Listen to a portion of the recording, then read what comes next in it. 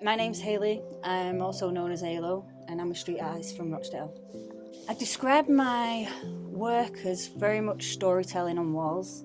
I like to research a place and find out hidden stories, whether that's like folklore, history, heritage of the place, or just like people. And then I'll build like a story in my head about that and then depict it on the wall. Sometimes it's obvious what it's about. Other times it's kind of a bit more obscure, but that allows for conversation and like learning and stuff. I was always into painting and drawing and creating. It was like my outlet. It was my like almost therapy. My thinking time was like painting and sketching, and as a kid I was even doing it. You know, it was the thing that I was good at. I was no good in school in the typical sense. I wasn't very good at like all the core subjects, shall we say, but anything creative and thinking a bit outside the box, I kind of like honed in on that. I think my style's like changed loads over the years of me just being creative, not just in the muralism or the graffiti stuff I was doing, but from being young and sketching, I always tried to make things look realistic. I was never, obviously you're not very good at it when you first start, but my pencil sketches were always like trying to be real. But then when I went to put that on a wall, I think my skills with spray paint was limited. So I'd make everything very lined and bold colours and, you know, basic shapes and shadows.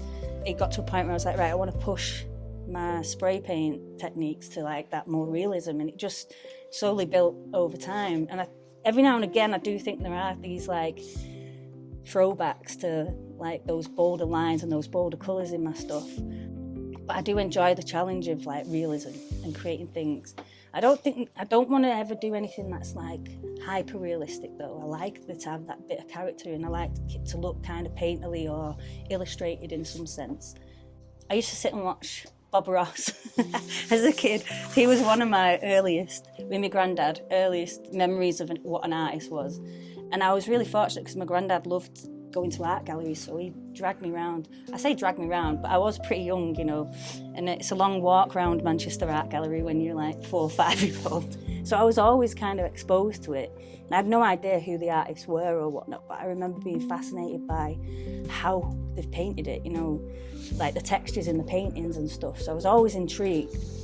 But then more in terms of like the street art scene, the people I was looking up to when I was like dreaming about painting big murals were people like Faith 47, Madsy, London Police, Smug. And then as we were kind of getting in on that scene, just seeing the people who we were painting next to, how they were progressing and growing. There's so many. And then there's like people like Vasily Kandinsky, because I love like the abstractness, and Dali, of course, because he's technically a wizard. And I take my inspiration from all. That's a beautiful oil paint. And then you've got Madsy with the graffiti, and then you've got like London Police with the kind of bold things. And I think you can see all of it in my work in little slices.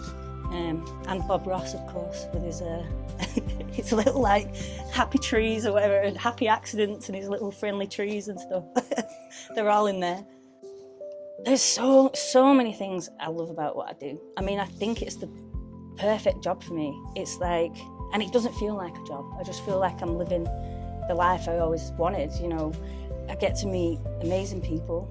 I get to, and that's not just like the artist, it's like the people you get to speak to on the street. You're speaking to every kind of walk of life within like the duration of painting a mural. And that's, you know, not a lot of people get that.